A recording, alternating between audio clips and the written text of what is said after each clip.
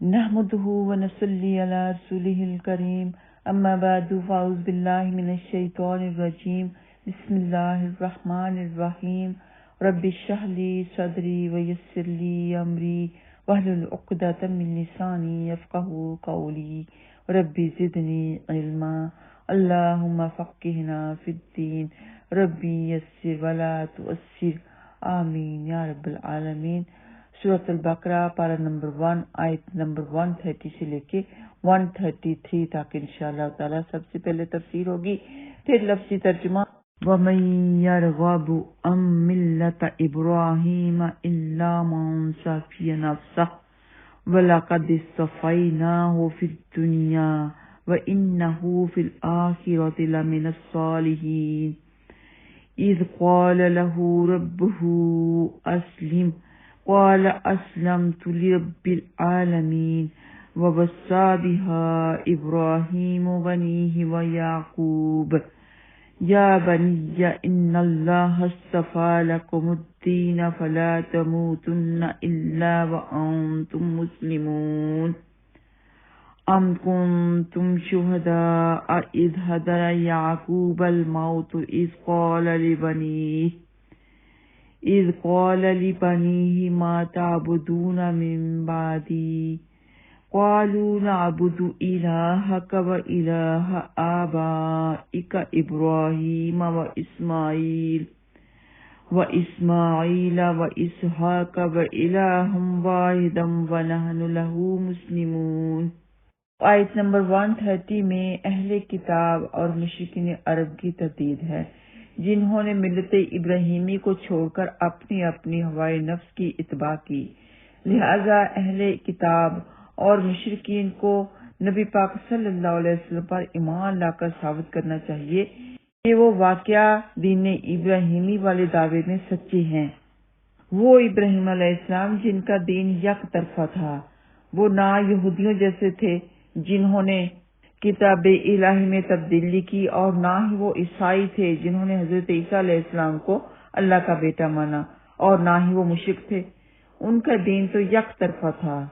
توحید اسلام پر تھے۔ وہ رب العالمین کے سامنے سر تسلیم خم کرنے والے تھے۔ تو فرمایا کہ وہ تو بے وقوفی ہے جو کوئی دین ابراہیم سے منہ موڑ لیتا ہے، شرک کی طرف چلا جاتا ہے۔ فرمایا وَلَقَدِ اصْطَفَيْنَاهُ فِي الدُّنْيَا، جسے ہم نے دنیا میں چن لیا اور وہ آخرت میں بھی نیک لوگوں میں سے ہوگا۔ وہ یہود، مشرک، عیسائی نہیں تھے، وہ تو ایک طرف کے فرمانبردار بندے تھے۔ ان کی فرمانبرداری کا یہ حال تھا کہ جب اللہ رب العزت نے ان سے کہا، فرمایا اسلم، فرمانبردار ہو جا، تو انہوں نے کیا جواب دیا؟ کہا یا اللہ میں فرمانبردار ہو گیا، تو جو بھی حکم دے گا میں مانوں گا۔ یہاں تک کہ اللہ تعالیٰ نے حضرت اسماعیل علیہ السلام کو ذبح کرنے کا حکم دیا تو وہاں پہ بھی حضرت ابراہیم علیہ السلام نے فرمانبرداری دکھائی، اور انہوں نے اپنے بیٹوں کو بھی نصیحت فرمائی۔ حضرت ابراہیم علیہ السلام نے اور حضرت یعقوب علیہ السلام نے، انہوں نے اپنے بچوں سے کہا کہ اللہ نے تمہارے لیے دین اسلام کو چن لیا ہے، پسند کیا ہے، اس لیے اسلام کی حالت میں ورنہ تمہیں اسلام کی حالت میں موت آنی چاہیے۔ یعنی اللہ سبحانہ تعالیٰ کو وحد ماننا، اللہ سبحانہ تعالیٰ کے ساتھ کسی کو شریک نہ ٹھہرانا، جو اللہ تعالیٰ نے حکم دیے ہیں ان پر عمل کرنا۔ تو ہمیں ہمیشہ یہ دعا کرتے رہنا چاہیے کہ یا رب العالمین جب ہمیں موت آئے تو اسلام کی حالت میں آئے۔ یہ دعا بہت ہی اہم ہے، اور یہ دعا بھی کرتے رہنا چاہیے کہ ہمارے دلوں کو اپنے دین پر قائم رکھ، یا مقلب القلوب ثبت قلبی علی دینک۔ انبیاء اکرام کو بھی بہت فکر رہتی تھی، یہی تو وجہ ہے کہ انہوں نے اپنی اولادوں کو یہ وصیت کی کہ فلا تموتن الا وانتم مسلمون، کہ مسلمان حالت میں مرنا، تمہاری حالت مسلمانی والی ہونی چاہیے جب تمہارا آخری وقت ہو۔ اصل میں اعمال کا دار و مدار خاتمے پر ہے، آخر میں انسان جو بھی عمل کر رہا ہوگا اسی کے مطابق اسے جزا یا سزا ملے گی۔ شرک کی حالت میں، نافرمانی کی حالت میں مرے گا تو اس کے لیے جہنم کی وعید ہے، اور جو توحید پر مرے گا، کلمہ شریف لا الہ الا اللہ محمد رسول اللہ صلی اللہ علیہ وسلم کہتا ہوا مرے گا، تو اس کے لیے جنت کی خوشخبری ہے۔ اور اس وقت مجھے اپنے والد صاحب کی یاد آ گئی کہ اللہ تعالیٰ انہیں جنت الفردوس میں جگہ عطا فرمائے۔ ویسے تو میں پرسنل بات نہیں کرتی، وہ بہت ہی صاف دل، دین سے محبت کرنے والے تھے، تو عمرے پہ گئے تھے، میری والدہ محترمہ اور ہم بھی ساتھ ہی تھیں، تو ٹھیک ٹھاک لیتے ہوئے ہیں،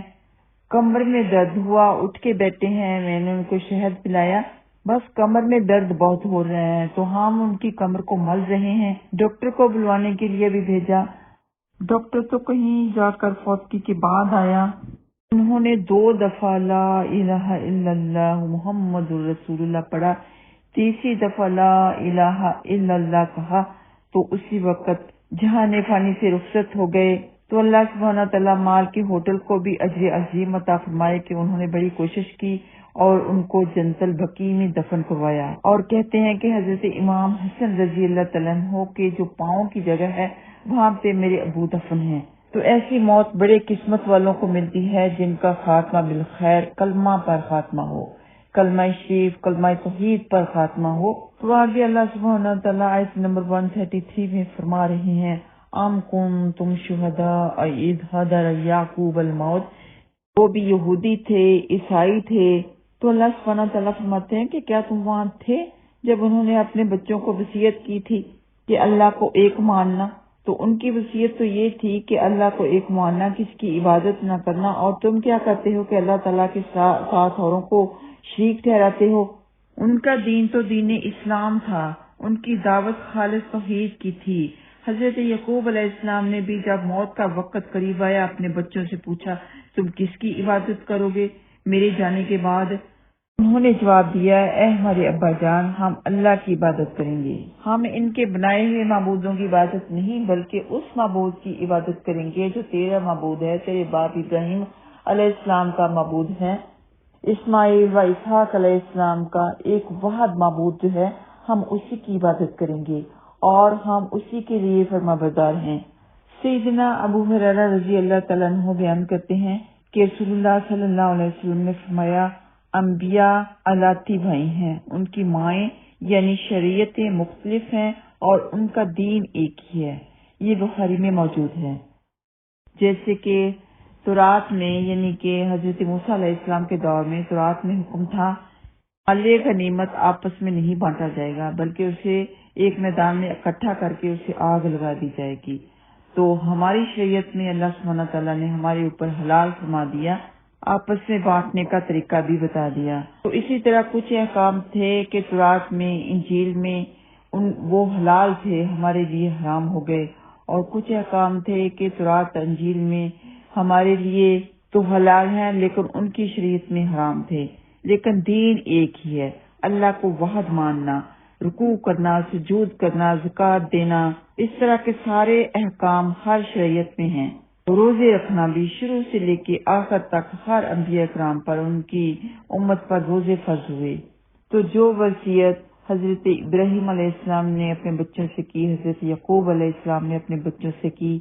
ہمیں چاہیے کہ اپنے بچوں سے ہم وہی وصیت کریں۔ ہر مومن مسلمان کو چاہیے کہ اپنے بچوں سے وصیت کریں، مرنے سے پہلے ان کو بتا دیں، انہیں تلقین کر دیں کہ صرف اللہ کی عبادت کرنی ہے، اللہ کے علاوہ کسی کی عبادت نہیں کرنی، اللہ سبحانہ تعالیٰ کے ساتھ کسی اور کو شریک نہیں ٹھہرانا، شرک والے کام نہیں کرنے۔ تو آئیے آتے ہیں لفظی ترجمہ کی طرف۔ وہ مان اور کون ہے رغب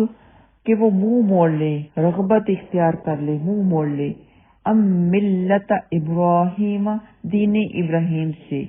ام ملت دین سے ابراہیم جو ابراہیم کا دین ہے، اللہ مگر مان جو سفیہ بیوقوف و نفس ہو اپنے نفس کے لیے، یا پھر ترجمہ اس طرح سے کر لیں جو بیوقوف بنائے اپنے آپ کو، وَلَقَدْ اور البتہ تحقیق اصطفیناہ ہم نے چن لیا اسے، فی الدنیا دنیا میں، وَإِنَّهُ اور بے شک وہ فی الآخرۃ آخرت میں، لَمِنَ الصَّالِحِینَ یقیناً نیکوں میں سے ہوگا۔ اذ قال جب کہا لہو اس کو، ربہ اس کے رب نے، اسلم تو فرما بردار ہو جا، قال اس نے کہا اسلمت میں فرما بردار ہو گیا، لرب العالمین تمام جہانوں کے رب کے لیے، ووصی بہا اور وصیت کی اس کی ابراہیم و ابراہیم نے بنی ہی اپنے بیٹوں کو۔ تو یہ جو ابراہیم و میم کے اوپر پیش ہے اس کا خاص خیال رکھیں کہ اگر تو کہنا ہے کہ اس نے وصیت کی، ابراہیم نے وصیت کی، پھر میم کے اوپر پیش ہوتی ہے۔ اگر کہنا ہے کہ ابراہیم کو وصیت کی تو پھر میم کے اوپر زبر ہوتی ہے، تو یہ زبر اور پیش کا اتنا فرق ہو جاتا ہے۔ وہ یعقوب اور یعقوب نے بھی، یا بنی یا اے میری بیٹو، ان اللہ بے شک اللہ نے اصطفیٰ چن لیا ہے، لکم تمہارے لیے الدین دین کو، فلا پس نہ تموتن تم ہرگز نہ مرنا، الا مگر وانتم اس حال میں کہ تم مسلمون سب فرمانبردار ہو۔ ام کنتم کیا تم تھے شہداء گواہ، اذ جب حضرا جب آئی یعقوب علیہ السلام کو الموت موت۔ تو یہ دیکھیں موت کے اوپر بھی تا جو ہے اس کے اوپر پیش ہے، مطلب یہ کہ موت نے جب ان کو پکڑا، جب ان کو موت آئی، اذ جب قالا اس نے کہا لبنی اے بیٹو، لبنی اپنے بیٹوں سے، ما تعبدون کس کی تم سب عبادت کرو گے، من بعدی میرے بعد، قالو ان سب نے کہا، نعبد ہم عبادت کریں گے، الہ کا تیرے معبود کی، و الہ آبائک اور تیرے آبا و اجداد کے معبود کی، ابراہیم جو ابراہیم کا ہے، و اسماعیل اور اسماعیل علیہ السلام کا، و اسحاق کا اور اسحاق کے معبود کا، الہم واحد ایک ہی معبود ہے، ایک واحد جو معبود ہے اسی کی عبادت کریں گے، وَنَحْنُ اور ہم لہو اسی کے لیے مسلمون سب فرمانبردار ہیں۔ تو یہاں پہ کیونکہ اللہ سبحانہ تعالیٰ کی وحدانیت کی بات ہو رہی ہے تو آپ لوگوں کو یہ بھی بتا دوں کہ اگر آپ کسی سے مدد مانگتے ہیں، ایک دفعہ آپ نے سوال کیا جائز، دوسری دفعہ اس کو یاد کروا دیا جائز،